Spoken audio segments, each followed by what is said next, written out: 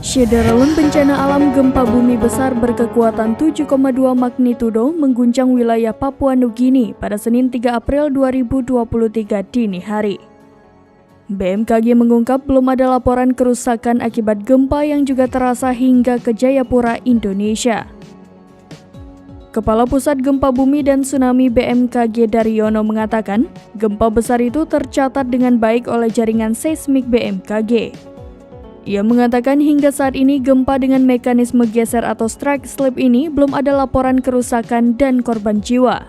Sebelumnya gempa di Papua Nugini terjadi pada pukul 1:04 waktu Indonesia Barat atau pukul 3:04 waktu Indonesia Timur.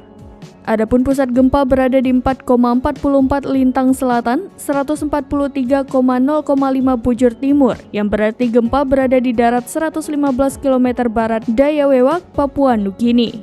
Gempa di Papua Nugini dengan kedalaman 93 km terasa hingga ke wilayah Papua, Indonesia, seperti di Kerom, Jayapura, Wamena, Nabire hingga Merauke dengan skala yang berbeda-beda.